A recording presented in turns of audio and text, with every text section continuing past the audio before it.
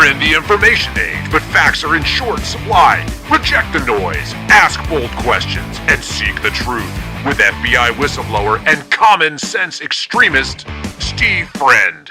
This is the American Radicals Podcast.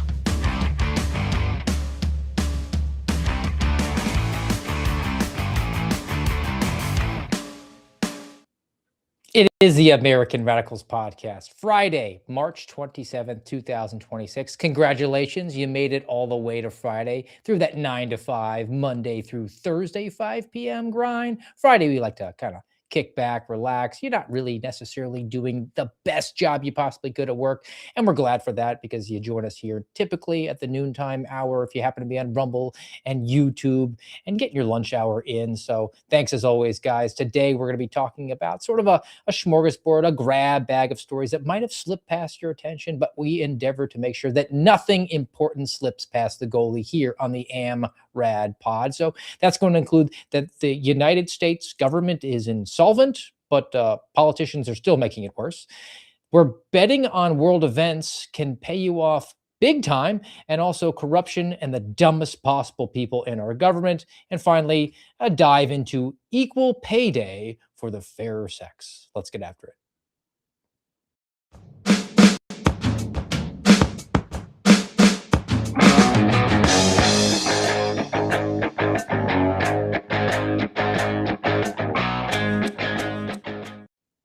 Slipping past the goalie, you know, that guy who stands back there, the steel wall, the rock wall between the iron pipes, if you have to use the hockey metaphor. You get a hot goaltender, you can go a long way. You want to make sure that nothing gets by that dude. So from a news context, you know, it's the same top 3 stories in every single podcast, radio show, television show out there. What we endeavor to do here is try to find things that are as equally important, but might not necessarily be getting quite as much attention, which brings us to our first story today that gets recognized actually in the headline from Fortune. The Treasury just declared the U.S. insolvent, and the media missed it. Yeah, I think they did. So a little bit nerdy, a little bit of the numbers here. You look at the balance sheet that is the United States government, like it's a business, like it's a household. We've got $6 trillion in total assets, and we've got $48 trillion in total liability. So break that down a little bit. Let's make it actually kind of like it's a household. 6 trillion. Let's say you've got $60,000 in total assets. You got a car, you got maybe a little bit of equity in your house, and you got a little bit of money in the bank for a rainy day. You're worth on paper $60,000 in assets. But that's one half of the balance sheet. What's the other half? What do you owe? Where are your debts? So from this context, you owe $480,000. Now, that could be in the form of a mortgage on the house, maybe some student loans, some credit card debt, personal loan here or there. So you're worth 60, but you owe 480. You're actually net negative $420,000. Now, the United States government, we've got 6 trillion, we owe 48 trillion. We're in the red, $42 trillion. But that's not actually the true story, because if you operate your household that way, you're following nice accounting principles, generally accepted accounting principles. If I have to harken back to my college major days, GAAP, generally accepted accounting principles. But the United States government, because it doesn't follow the rules, because it doesn't have to, because it has all the policing powers, nobody's going to actually prosecute the government for not following those principles. They have other things that are not factored into that. And those are things that are called unfunded liabilities. Go with me on this one. I'm going to keep the nerdiness down. Basically, the government has promised to pay things in the future, and it doesn't record them as being debts.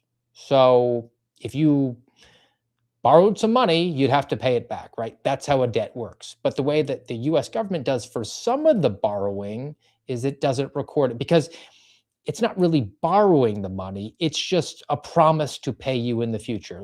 Now, let's say you have a kid in high school, and you say, hey, you get straight A's this year and I'm going to buy you a car. I'm going to buy you a Ferrari. Well, if you have to follow through on it, you can't back out of it. That's an unfunded liability. That's the way this operates. Now, what is the level of Ferraris that we owe right now, according to Fortune and actually according to the Government Accountability Office? That's $88 trillion. So we're recording that we owe 48, but we actually owe an additional $88 trillion.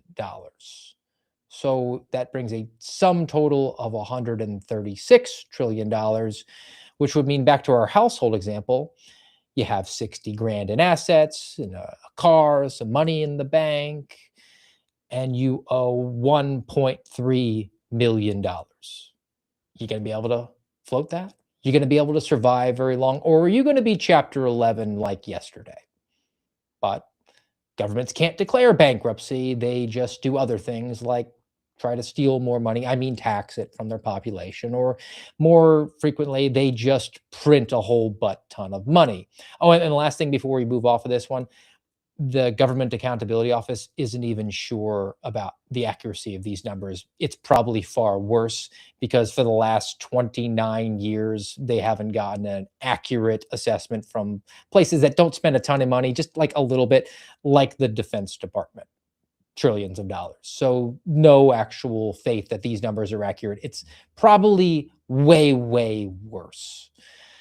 But fortunately, we have some people in elected office who are really on top of the problem.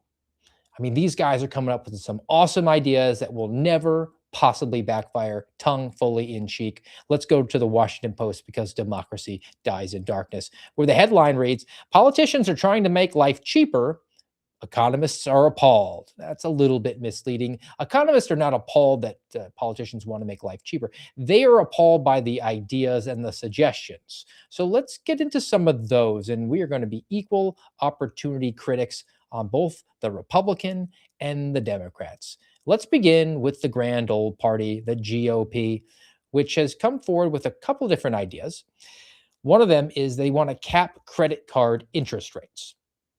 Well, I mean, it sounds good. I mean, it's going to get you some votes, right? People don't want to have to pay exorbitant levels like they're going to a loan shark, right? That's usury. That's illegal. There's a reason that the mob is using these high levels, and that's illegal. They go to jail for that.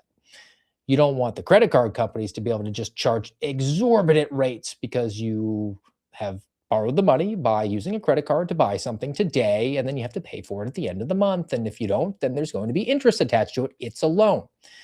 But if you do that, if you actually cap the interest rates on a credit card, the credit card companies are in this to make money.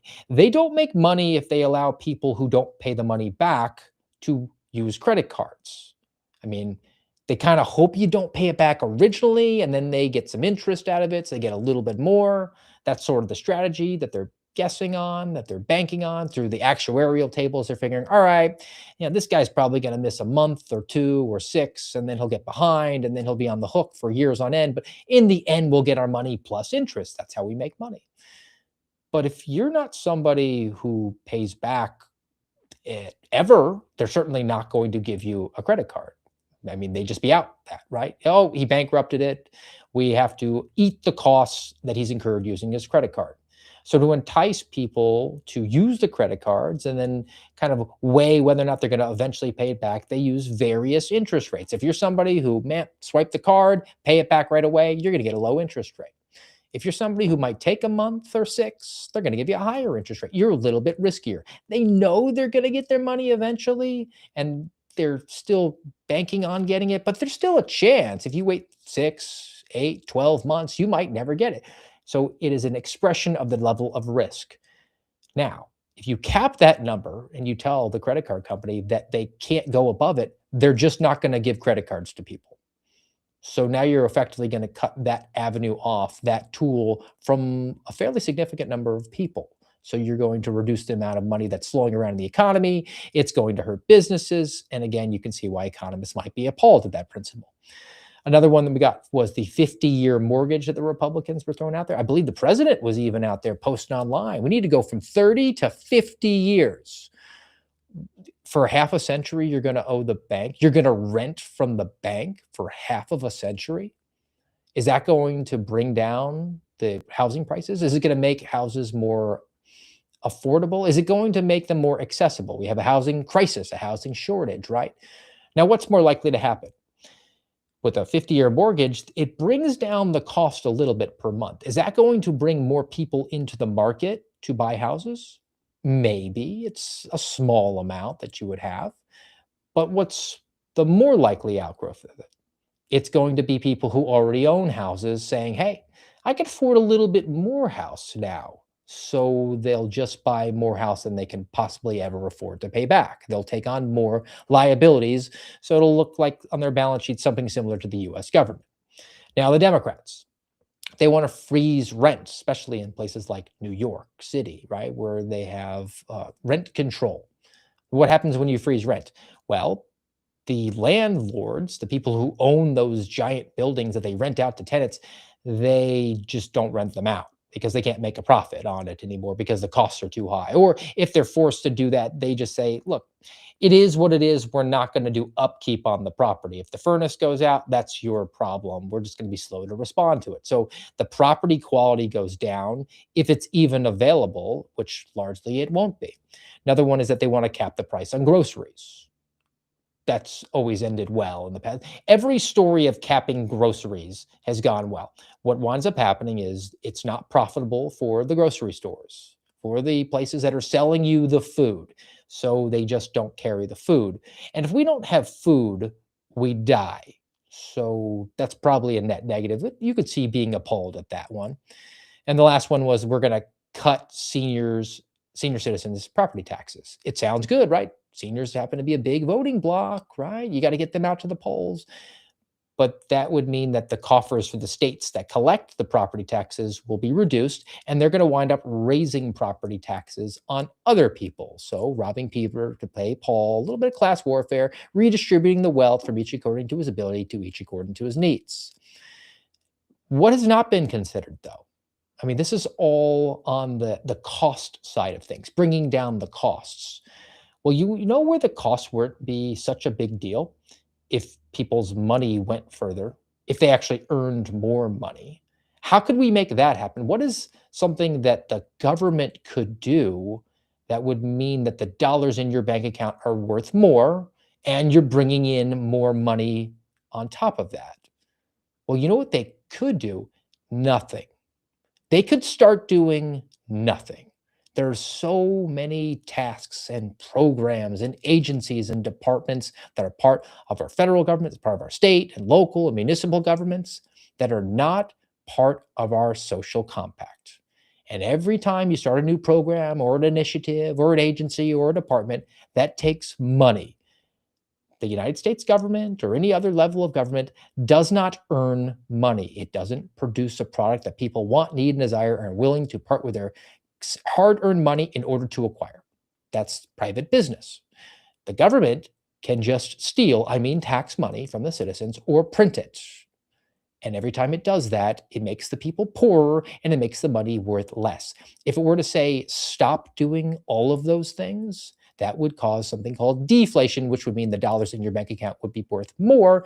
And you probably wouldn't be burdened with such regulations in a private space that businesses would be able to hire more people and they'd actually be able to pay higher wages. Doing nothing would actually be a net positive in this case, but that doesn't get you elected in our system right now. People always get elected saying yes, never get elected saying no. All right, let's talk about some of the worst actors or suspicious activities that have gone on. Then we'll get to the actual individuals.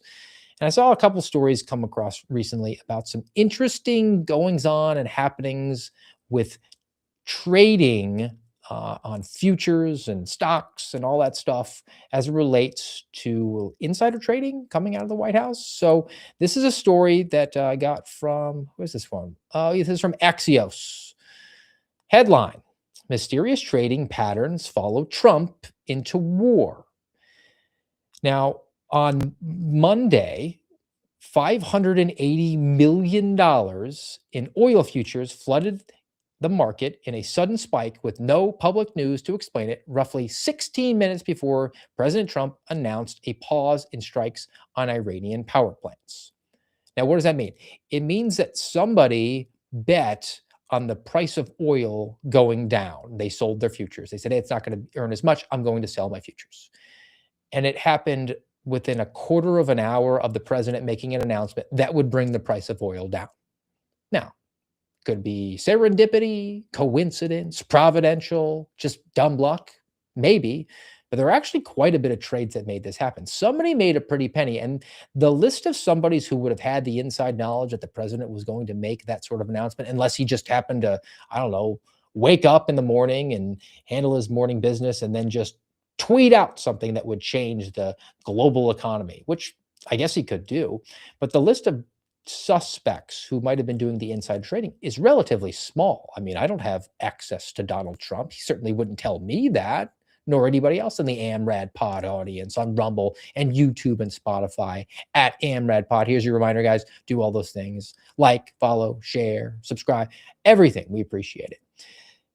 But this seems like a pretty straightforward investigation if there was anything nefarious afoot, and maybe something will happen, but maybe it's a one-off. Again, it could have been just dumb luck, but a little bit more from the Financial Times about these oil futures. We see here that there were futures contracts that changed hands early in the morning, just before 7 o'clock. And then the president made his announcement. But that is also in keeping with something else that comes from the New York Times. Headline: how anonymous bettors cashed in on the Iran strike just hours before it happened. So the oil futures was about the cessation of certain strikes that were planned to happen on Iranian power plants, which drove the price of oil down. This one is about the initial strikes that happened at the very end of February into March. So over the course of a Friday, more than 150 online accounts placed hundreds of bets of at least $1,000. They predicted that the Americans would strike Iran by Saturday. So within 24 hours, they were predicting and willing to wager at least $1,000. The total amount of money that was bet was $850,000. It was by these anonymous accounts. It's by one of these online markets, places like these poly markets, which I have a piece about we want to get into. So $850,000 was wagered, saying, I think we're going to strike Iran tomorrow. I mean, and you're betting not $5, $10, just because, you have an inkling or a suspicion, or just you want to take a chance. Maybe the odds are really good. It was $1,000, which, unless you're Elon Musk, $1,000, and that's going to hurt if you lose it. You just flush that money down the toilet. If you burned $1,000 on your lawn, would it kind of hurt you a little bit? Yeah. So $850,000 wound up being wagered, and the odds were relatively good. How much money was won on these bets? Well, 16 different accounts wound up making over 100 grand. There were 100 accounts that made about 10 grand, maybe a little bit more. And one account spent $60,000 on bets and made nearly $500,000. So there's quite a bit of profit that could have been here. And now, on top of the happenings with Iran, we also had some bets made about capturing Nicolas Maduro, who was the Venezuelan president. Somebody made like $400,000 betting on that just before it happened. And then a year ago, and that was related to the Liberation Day tariffs that Donald Trump said he was going to implement, and then he pulled back and didn't implement. It wound up being a huge trading day on stocks. It's almost like people knew that was going to happen. So it's inferred here, at least suggested by Axios, which is no fan of Donald Trump because he's mean, orange, and literally Hitler, that there could be some corruption. It's a pretty compelling case. I mean, I think it would necessitate a healthy investigation of these sorts of things going on. And if there's a reasonable, lawful, rational reason for that, okay, then we get our explanation. But there's quite a bit of smoke attached to it. And if you're not paying attention, then that sort of story is going to slip past the goalie. Now, I alluded to the casinos that we sort of see, this poly markets.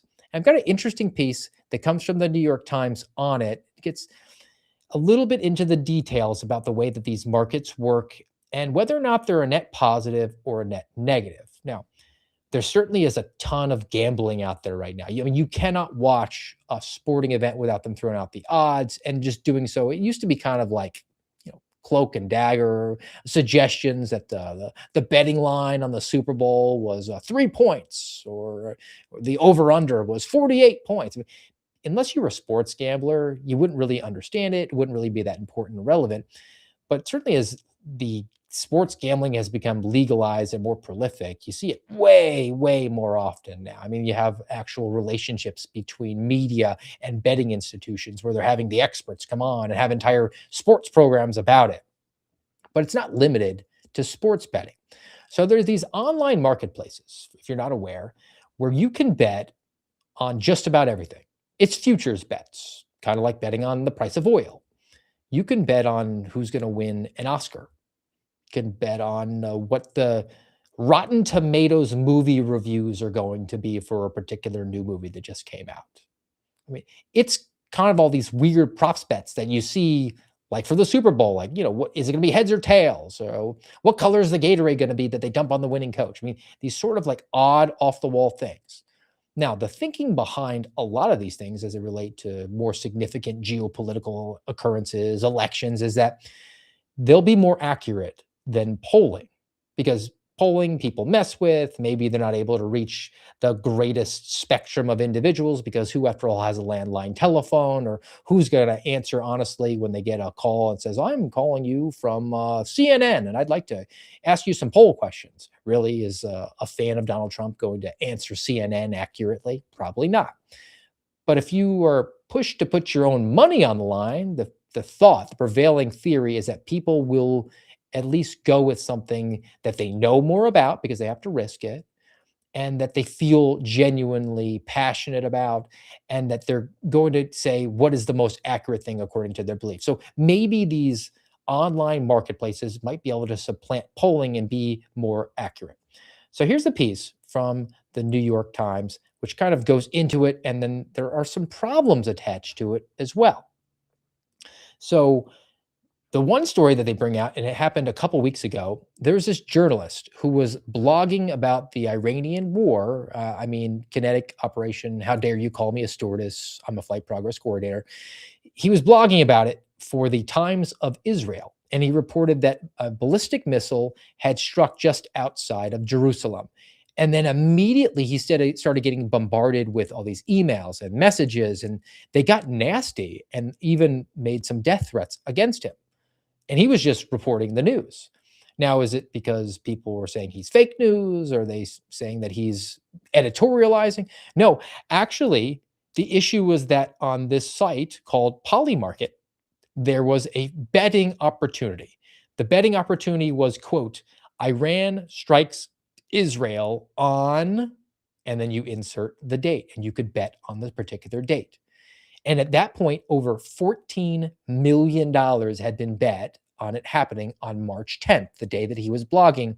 But if a missile was launched and was intercepted rather than actually striking the target, it didn't count.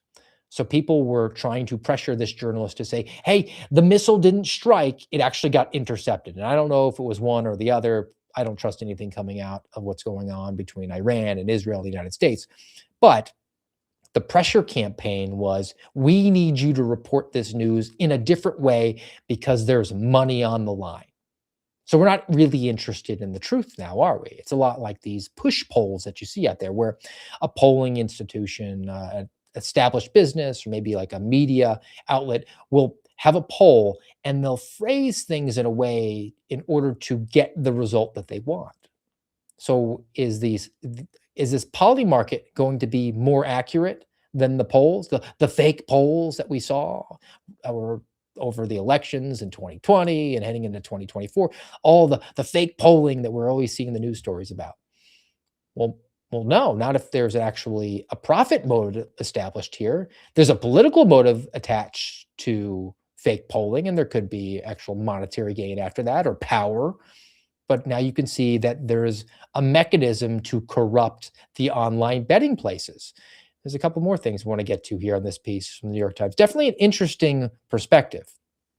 So there was a recent report that said that the median bettor, so the average one, the guy in the middle, he winds up losing 7 times as much money in the first few months that they did from gambling on sports websites. So hardly a competent bettor. It seems like people are just kind of throwing out money, trying to make an easy payday, playing the lottery. What the way that they put this in the New York Times is that we may tell ourselves that prediction markets are elevated endeavors because they deal with geopolitics or something like that, foreign affairs, and they're probably attracting the high-minded individual rather than the person who just wants to monetize it. But overall, they seem to be attracting less skill than Americans deploy for throwing money away on football. And the other one that they point out, there was another study and a report. Gamblers operating with useful knowledge were routinely outperformed by know nothings with more experience in betting markets. What does that mean translated? You might be somebody who is constantly, consistently reading about foreign affairs, geopolitics, whatever the subject is. You might be some sort of savant or a guru or just really, really interested in some obscure topic. But if you are unfamiliar with the way that the betting market works, you're going to do the paralysis by analysis thing, and you're going to him and haul. Is the strike going to happen on March 10th? Maybe it'll be 3 to 4 days later than that, and that delay will put you behind the curve of any sort of betting market. Whereas the person who knows how to bet will just say, "I see value in that proposition of a bet, even though I don't know anything about it.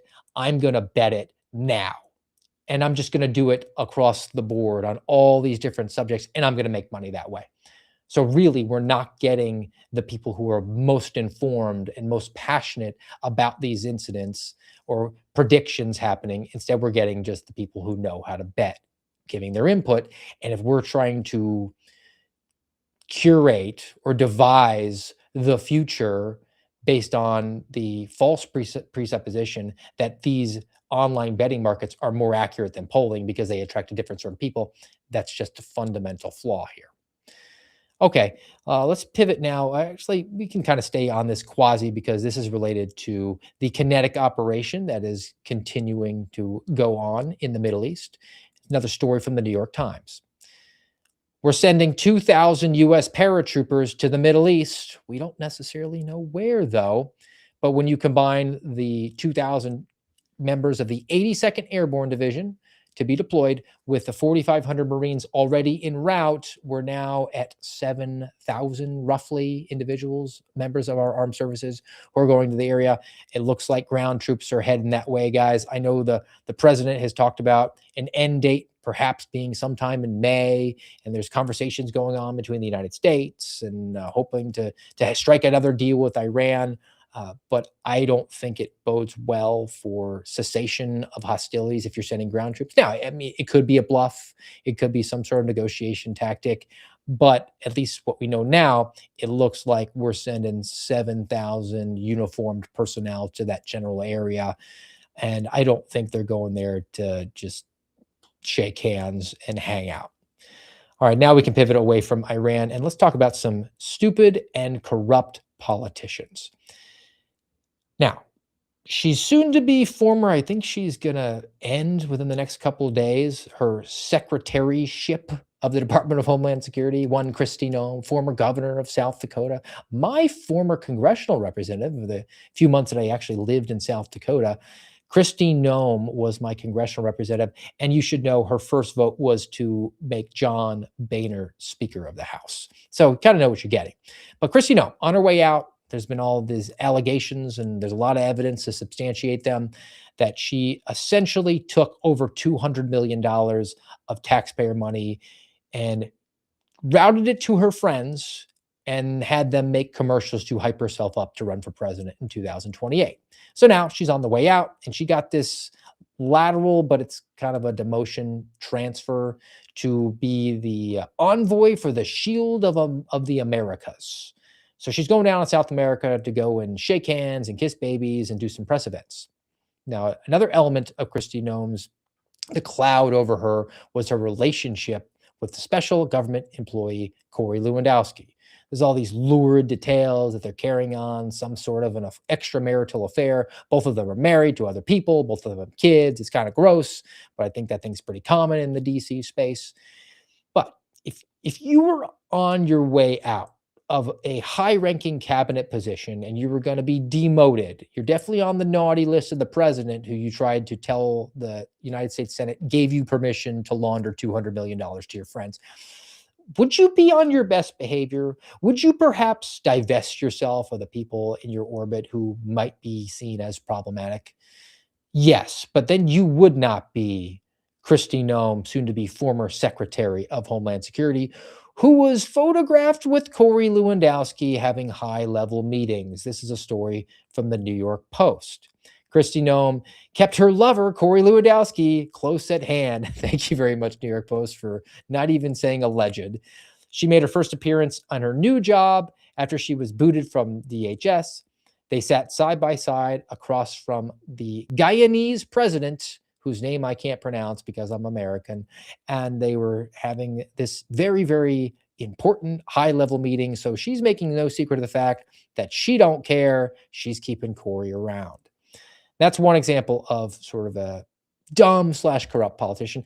And again, we're equal opportunity critics here. So let's go to another one. This one from the communist Democrat left, the governor of New York, one Kathy Hochul. And let me cue up this video just to say what we're going to get into here. She told everybody to go to Florida, and now she's got some regrets. And we're here to say that the era of Trump and Zeldin and Molinaro, just jump on a bus and head down to Florida where you belong, okay? Get out of town. Get out of town. Because you don't represent our values. You are not New Yorkers. Well, I don't disagree with that sentiment. I mean, you could be offended, but do you believe in no state income taxes? Then you don't represent New York values.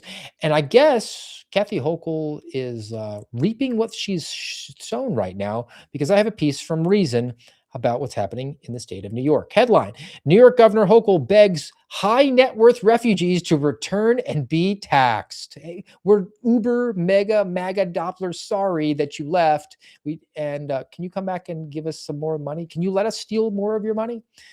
So some of the figures: New York City, so not the state, New York City lost 100,000 people and about $14 billion in income between 2018 and 2022. 2022 is when she was making those remarks as she ran for re-election.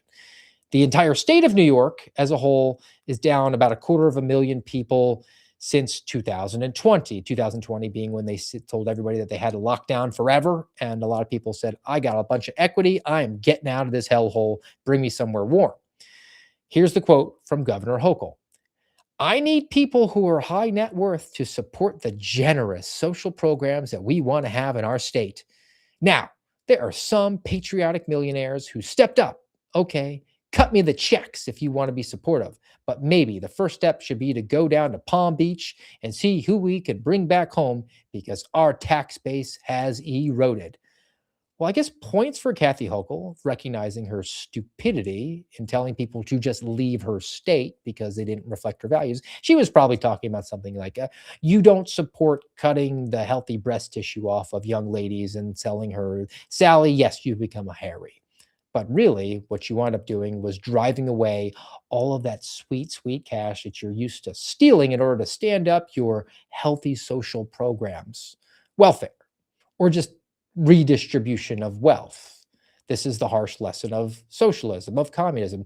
Eventually, you just run out of OPM, other people's money. You cannot tax your way out of it, because the people who are the high net worth individuals, they're not Scrooge McDuck. They don't sit there with a giant pile of money and they're able to just give it out to you because you're mad. Now, you might be able to vote your way into something chaotic. They say democracy is two wolves and a sheep voting on what to have for dinner.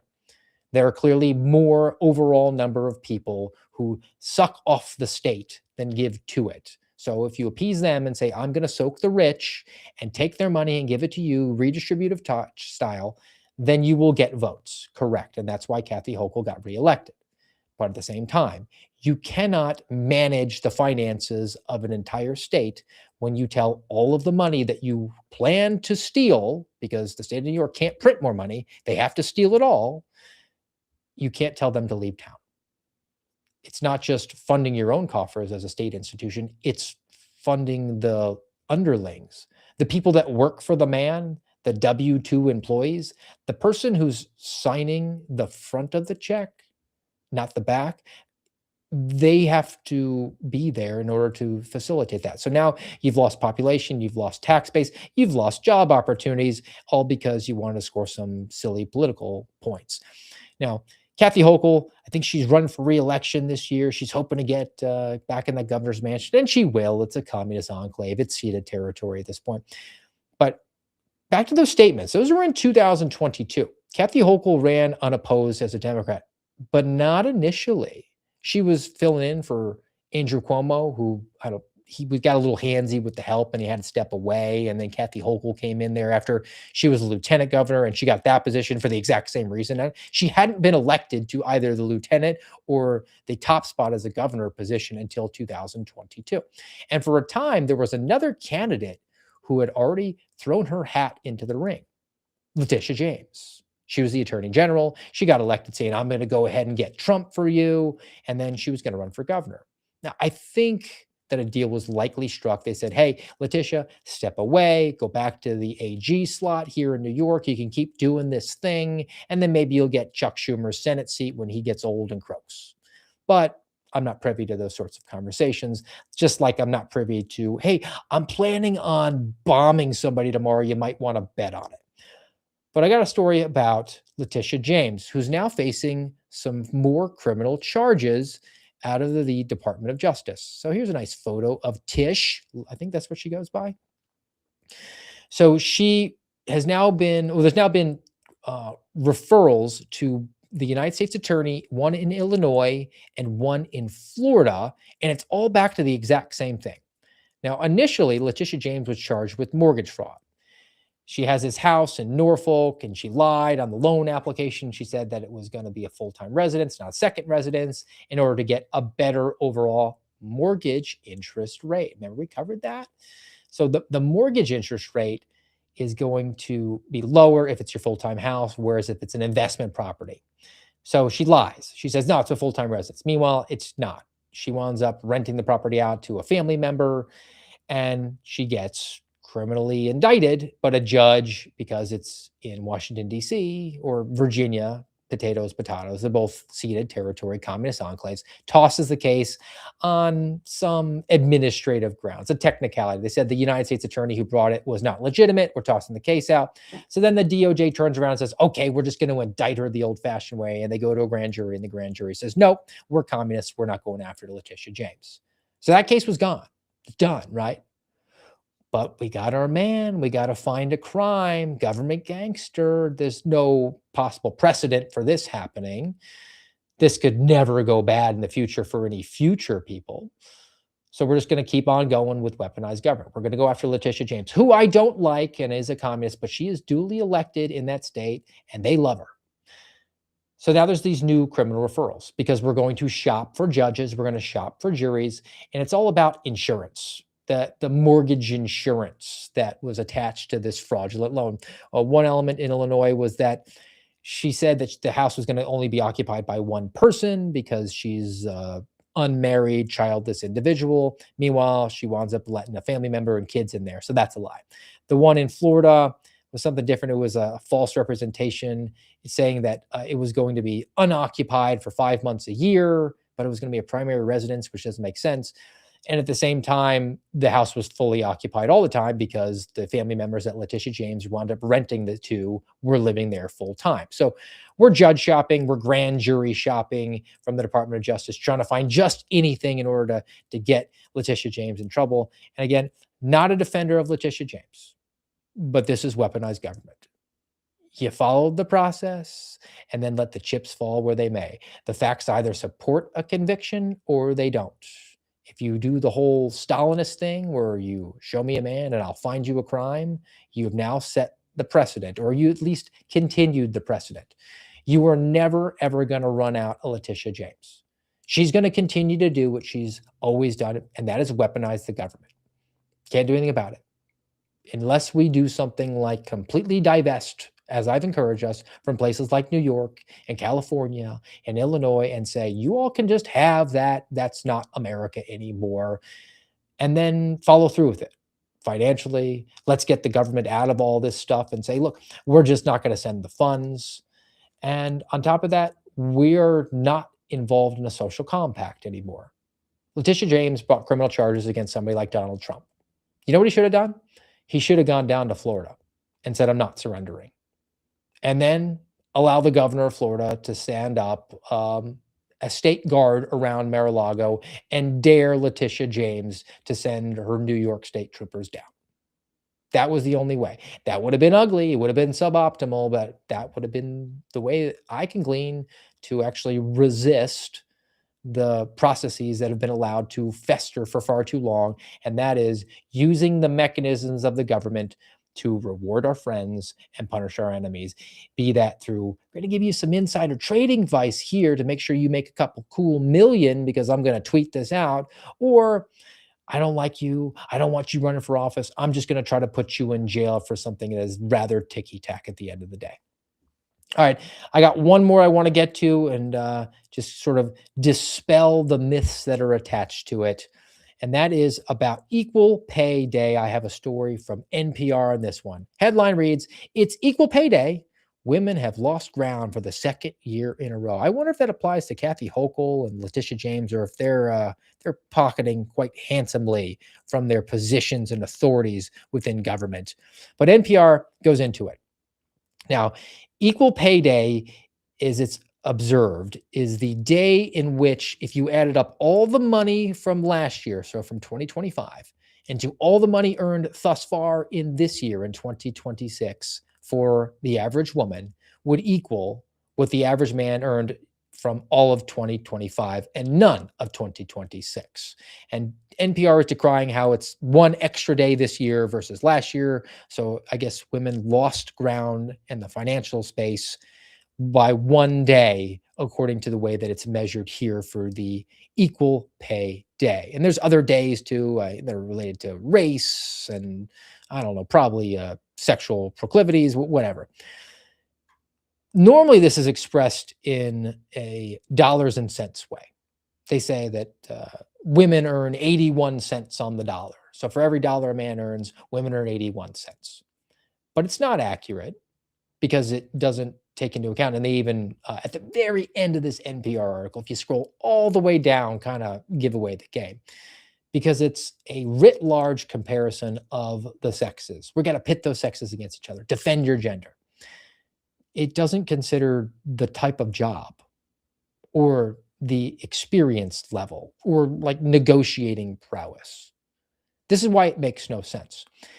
If you had two workers available to you and you were an employer, and we've been reliably informed by NPR that men and women are completely the same, no differences at all. Not saying they're unequal. I'm saying we're equal. We just have different skills. But NPR says, nope. Gender is a spectrum. It's completely subjective. Men and women are entirely equal in every regard. Don't you want to have a female doing, I don't know, roofing in the middle of the summertime?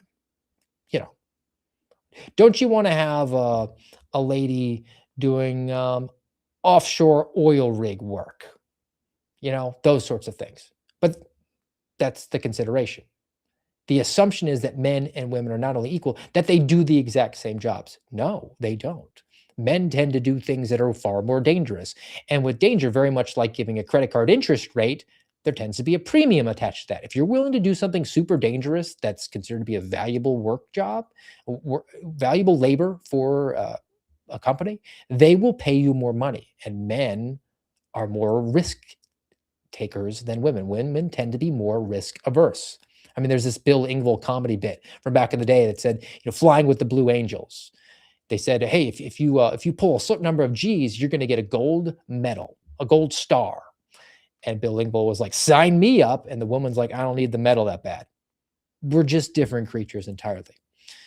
Different jobs, Women tend to go into like social services and education. Do you want your child going to a kindergarten class taught by a man, or dropping your baby off at a daycare that's has a man changing diapers? No, no. So those fields tend to pay less money. That's just the nature of it. And then there's the experience angle. A lot of women who will do the exact same job as a man, let's say a doctor, let's say a surgeon. Man, woman, both matriculate through medical school, get their licenses. Now they're both board certified surgeons. What happens more often is that if one of those people is going to step away to do something like take care of kids, the woman tends to want to do that more often than the man. So when the woman comes back to work, the man's been there the entire time. He's a more experienced surgeon, or is a more experienced attorney, or tax accountant, whatever it is that you're equal in, because there's not a risk component to it. There's not a physical strength component to it. You're both just sitting in a cubicle or staring at a computer screen. Yeah, okay, we can both do that job. But the man has more experience. So if he's a more experienced practitioner in that field, he could probably demand more money. But we don't actually compute that. We just say apples to apples instead of apples to oranges, which is why the equal pay day canard that women earn 81 cents on the dollar is a complete myth. So next time you hear that, hopefully you can pull some of these facts and figures out and discount whatever communist is making, whoever is making that argument. All right, so we've reached the end of the American Radicals podcast for today and for the week entirely, but I have a good palate cleanse for us today. I live in the land of milk and honey, a land of no state income taxes. So go to HE double hockey sticks in Kathy Hochulek, kind of keeps up with our nice thumbnail of the day. And I am privileged to actually live on the Space Coast, where I tend to see launches all the time. Just saw this floating around the internet. And guys, this goes on like twice a week where I live, and the government's not involved. So, palate cleanse.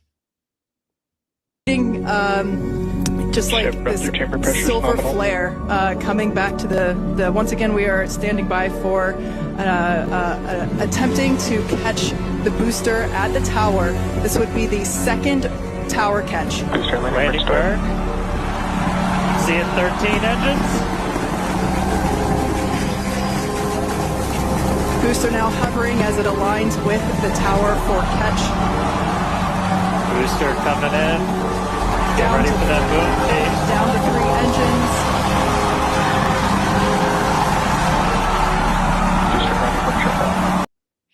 Love it. It looks so cool every single time. And I really like seeing those and hearing those nerds cheer in the background. Those are all the engineers who work for SpaceX.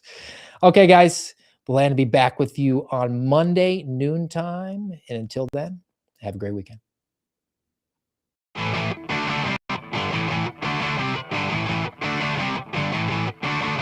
You've been listening to the American Radicals podcast. Find us on YouTube, Rumble, and X at AmRad.